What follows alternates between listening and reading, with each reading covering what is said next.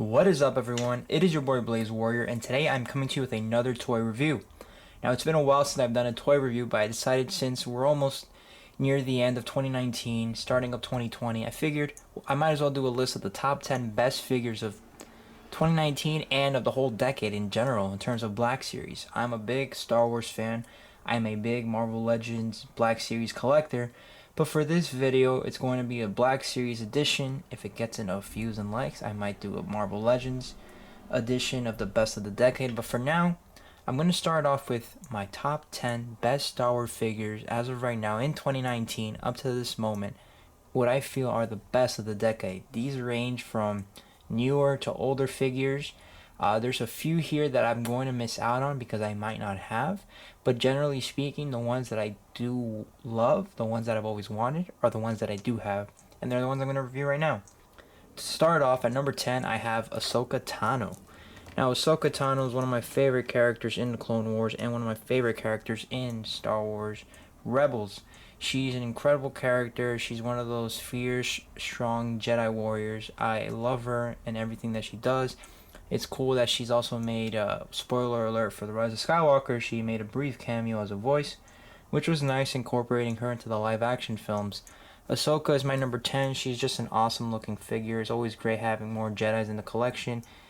You can't go wrong with them. Her look is just exceptional. She looks just the way I would have imagined her to look, and the articulation is amazing as usual. Even though it's a single joint, you can still get a pretty good bend there, and he has the rotation here at the wrist. Legs kick up very well, and they can bend back very well, and she could sit like that.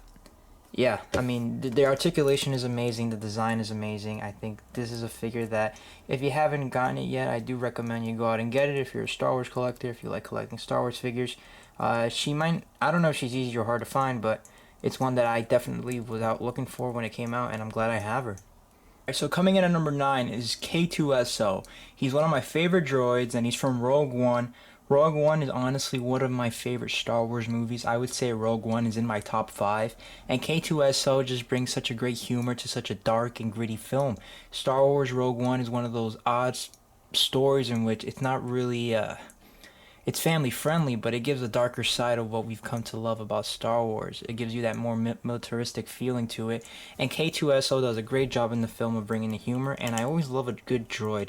C-3PO, I have the C-3PO figure. I like it, but I don't love it. But quite frankly, I think K2SO is the best droid figure we've gotten from Black Series. This is my opinion, of course. But honestly, I mean, the articulation for him just being a droid is pretty damn good. I mean, look at this. I mean, you can, like, the hand just rotates. Everything rotates here. The arms can go up. They could swing around. The head, you can move it around. I mean, everything about this figure is just amazing. And I really like K2SO. I'm excited that he's going to be getting his own series with Cassian Andor. It's going to be interesting to see how that plays out. I'm always down for more Disney Plus shows, especially those that focus on Star Wars and a lot of the more obscure characters that we may not have gotten enough time to see and truly realize how awesome they can really be. Alright, so coming in at number 8 is another animated show character, and it's Sabine Wren. Now, this figure is amazing. I always like it when I get some sort of Mandalorian figure. Boba Fett, Jango Fett, now Sabine Wren. I mean, she's just an awesome figure. She's an awesome addition to the show. And what I love most about this is that she has the removable helmet. And it's a little tough to get off, but once it does get off, it just looks so cool. Honestly, this is, like, if you're a big Star Wars collector, if you love Black Series figures, this is honestly one of the ones to get. Even if you haven't watched the show, even if you're not a fan of the animated shows, she's still a pretty cool character. She's a vital character, and the articulation on her is pretty crazy. It's really good. I mean, she's very movable, so you can pose her, do a lot of good things with her. It's really cool. You can have her stand on the stand, and she won't fall over. It's a really cool figure. I really like this one. I like the hair design, I like the armor plates. Everything about this figure is super neat. And the best part about it is that she does have that removable helmet, which easily slips back on. No worries, and this moves up and down. She can move well enough with it. Up, down, side, side. It's a really cool figure. Alright, so coming in at number 7 is another figure from Rogue One. It's the Imperial Hover Tank Pilot. I think this trooper's really cool looking. Although we didn't get to see that much of him in the film, I thought what he did in the film and those troopers in Rogue One, especially in that tank scene when they were fighting off Cassian and Jyn, was absolutely incredible. It's one of the reasons why I love Star Wars Rogue One. It's just so dark and gritty. It's another side of Star Wars that we haven't really seen before in the episodic films. It's a side that I want to see more of, especially in the Disney Plus shows that are going to be coming out soon. And the articulation on this guy is incredible too. I mean, his legs kick all the way up, his leg can bend all the way back, arms extend out, they can rotate, they can bend, his head moves around. I mean, this is a cool guy to pose around. Alright, so coming in at number 6 is Leia the Bush Hunter. Now, Return of the Jedi is my favorite Star Wars movie over Empire Strikes Back. I know that's a very controversial, and I know it's a very controversial listing, and I'm in the minority, but I do love Return of the Jedi, and Leia the Bush Hunter is amazing because she saves Han Solo, and she just looks so cool in this outfit. I love the thermal detonator scene. I think it's one of the best scenes in Star Wars history. It really shows that tension between her and Jabba. But I really love this figure. It's one of the older figures that I have in my Black Series collection. Although the articulation isn't quite as good as the other figure, since this is the only leg that can really kick up and this one doesn't really do much, I still think this figure looks so cool and so accurate to what we see in Return of the Jedi. And the best thing about this figure is that the helmet is removable. Now the helmet is a little tough to get out. I will say that. Since it's an older figure, it's a little tough to get out, but when it gets out, it's cool. I mean, you get Leia out. I mean, the face, is it the most accurate? No, it's not the most accurate, but does it work? Yes, because honestly, I'm not really going to have her standing on my shelf with the face. I'm just going to have her with the helmet on.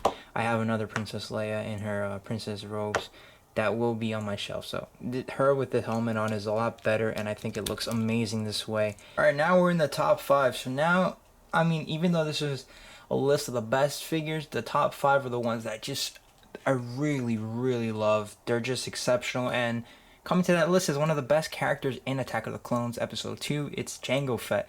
Although Attack of the Clones is regarded as one of the worst Star Wars films, I think one of the highlights of this film is Jango Fett, and this figure is just really cool. Everything about him, he's one of the most and best equipped characters you're going to find in a Black Series line. I mean, he comes with these blasters that just are, it's just amazing. And the wrist articulation is incredible, although since I've moved it around too much, you can see that the wires have popped out a little, but that's still fine. It's still really cool to have him pose around. You can have him flying, you can have him do a lot of things, and the jetpack's removable as well.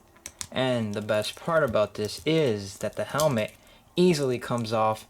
The face looks incredible. This is before they used that photoreal technology, and even though it's before that, I still think it looks great. It's still, I think, as best as you can get to the actor without having the photoreal technology. Alright, so coming in at number 4 is another prequels character. This is Qui-Gon Jinn, Jedi Master. He is a character that we didn't really get much of throughout the Star Wars films. We got him only in Phantom Menace, and he was amazing. I actually like the Phantom Menace for the most part. I know the prequels are hated by a lot of people, but the Phantom Menace always has a special place for me because it's one of the first Star Wars films that I ever watched. I grew up watching the prequels, and Qui-Gon Jinn is honestly one of my favorite Jedis, even though we didn't really get to see much of him, but the figure itself is just really cool, really spot on. I think it's one of the best Jedi figures we've gotten. I mean, the robes, the design, the texture is just amazing. The hair, although the likeness isn't quite as perfect since it doesn't use that photoreal technology, it doesn't look like Liam Neeson, but from afar and from a shelf standpoint, it does look like Qui-Gon Jinn. I think this Jedi figure is awesome. I love the articulation on him since he can kick the legs up, he can move the legs back, arm out, and he's got this force hand. I mean, I always remember that scene when he was trying to seduce Watto. He wanted information from Watto. He did this, and Watto was like, "Nope, your Jedi mind tricks don't work on me." And he comes with a lightsaber, which is really neat. I do have the bladed lightsaber right here. It's a little tough to get on, but when it gets on, it's cool. Really, really neat figure. I think Qui-Gon Jinn is honestly one of the best Jedi figures we've gotten from the Black Series line, and one of the best prequel characters we've gotten in general. Alright, so coming in at number 3 is another character from Return of the Jedi. Return of the Jedi is my favorite Star Wars film, and one of the best aspects of that film is anything that involves Jabba's palace and his sail barge, and of course his trusty bodyguards, the Gamorrean guards. The Gamorreans are not the sharpest nor the brightest, but they are so cool looking, and I'm so glad Black Series gave us this figure. It's one of the neatest looking figures in terms of detail and sculpting and artwork design. It's one of the more accurate figures we've gotten.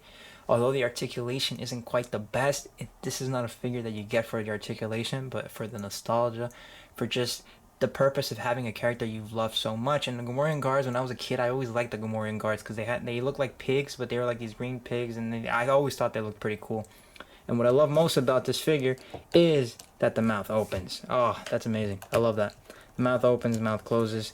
His snout is amazing. I just love the Gamorrean guards so much. They're some of the coolest bodyguards. I would take a Gamorrean guard over a Stormtrooper any single day. Alright, so coming to number 2 is a figure that I thought I would have at my number 1, but I flip-flopped it at the last second because my number 1 is just too great. But Darth Vader is the perfect Black Series figure. It's really... There's been so many different versions of Darth Vader throughout the Black Series line. But for me personally, the only Darth Vader figure that I think is good and actually great is this one, the 40th anniversary version. There's some other nice ones, but this is the one that really this is Darth Vader when I think of him. Alright, so coming in at number 1 is one of the more menacing characters in all of Star Wars history.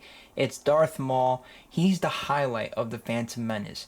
Well, Revenge of the Sith might be the best film of the prequels, and while it may feature an incredible duel between Anakin and Obi-Wan, I still feel as though Darth Maul versus Obi-Wan and Qui-Gon Jinn is the best fight we've gotten in all of Star Wars history, and it's in the Phantom Menace. Darth Maul is one of the more menacing Siths we've gotten throughout the films, and it's one of the best and coolest looking villains in all the Black Series line.